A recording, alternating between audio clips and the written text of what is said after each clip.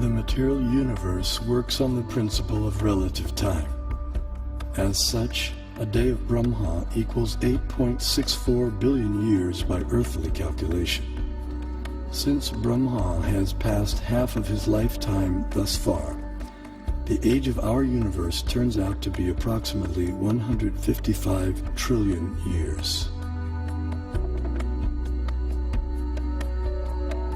After another Brahma century, he stirs, recomposes himself, and begins again to dream the great cosmic lotus dream.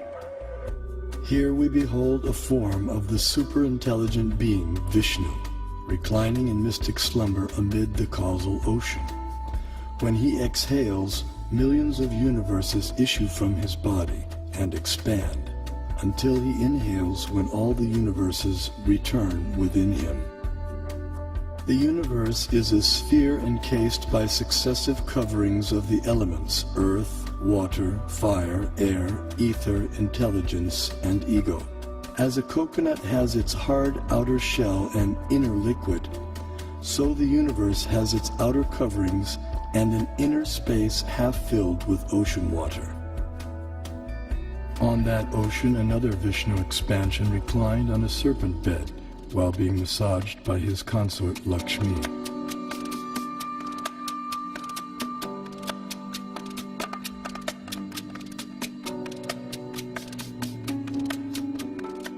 From his navel arose a lotus on which Brahma was born. Initially, the universe was pitch dark and Brahma engaged in meditation. Then he was empowered to create the universe. This account of creation may appear fantastic to some, but modern scientific theories also require fantastic leaps of faith to explain the origin of the universe. This is evident from the words of eminent physicist Stephen Hawking.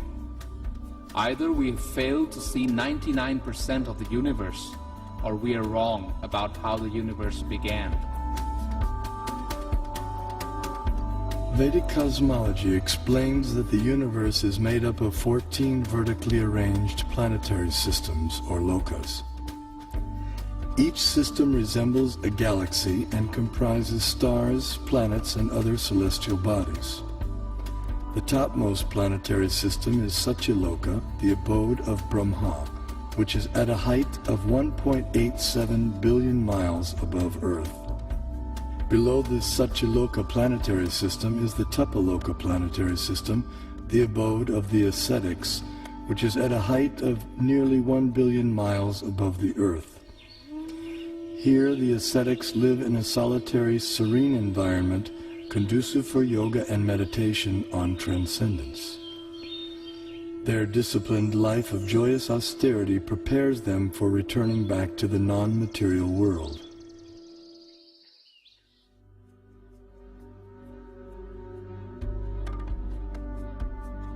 As we move down from Tapaloka, we pass through Maharloka and Janaloka until we reach the Svargaloka planetary system, also known as heaven. The alignment of heavenly bodies around the pole star was elucidated by Srila Prabhupada in a letter. We can see that at night the whole planetary system is turning around. And the pole star being the pivot. His planet has its orbit fixed, but the sun is moving up and down, north and south. It is not that we shall accept the theory that the sun is fixed and others are all going around the sun. That is not correct. In talks with leading disciples, Srila Prabhupada compared the revolution of planets and stars to a spectacular rotating chandelier. It's like this chandelier, and so the whole thing is moving. Then he developed this idea of the temple of the Vedic planetarium, and how he'd always go like this, dome, dome. He'd hold his hand like that, and he'd say, and then from the center of the dome, a chandelier, which shows the planets according to the Vedic version. Some spectacular kind of chandelier. This planetary system is rotating from east to west. And it is hanging like the chandelier, taking shelter of the pole star. That we can see every night. That the pole star or the North Star remains fixed and does not orbit in the sky is well known to astronomers and sailors alike. Less known is the fact that the pole star rotates powerfully on its own axis. The ancient Vedic text called Matsya Purana explains, the planets and stars are all attached to the pole star by invisible astral cords of wind called pravaha. The revolution of the pole star causes the orbital motion of other planets and stars. Through meditation, yogic astronomers visualize the planets and stars as different parts of the body of Shishumar, the transcendental dolphin. The pole star, the topmost of the heavenly planets, is like the capital of the middle universe. Here, the third form of Vishnu resides on an ocean of milk. In times of universal disturbances, the demigods headed by Brahma come here to appeal for help. The pole star is also the abode of Dhruva, a pure and exalted devotee of the Lord.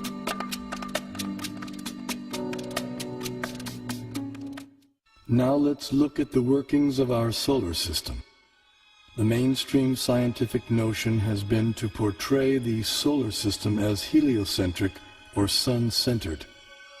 In the Vedic geocentric model, the sun, planets, and constellations revolve around the Earth in an approximately 24-hour period. What may surprise many is that a geocentric or Earth-centered model is also capable of explaining the cosmic phenomenon with equal if not better accuracy, as is confirmed by many eminent scientists. Either CS could be used with equal justification.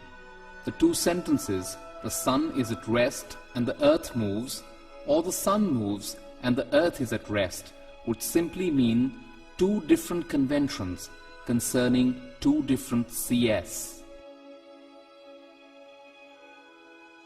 We know that the difference between a heliocentric theory and a geocentric theory is one of relative motion only, and that such a difference has no physical significance. Obviously, it matters little if we think of the earth as turning about on its axis, or if we view it at rest while the fixed stars revolve around it. Geometrically, these are exactly the same case of a relative rotation of the earth and the fixed stars with respect to one another. Although the heliocentric model has been widely propagated, it has never been proven. There is no planetary observation by which we on Earth can prove that the Earth is moving in an orbit around the Sun. Mathematically, there is nothing wrong in this system because we are observing from the Earth and it is the relative motion that really matters.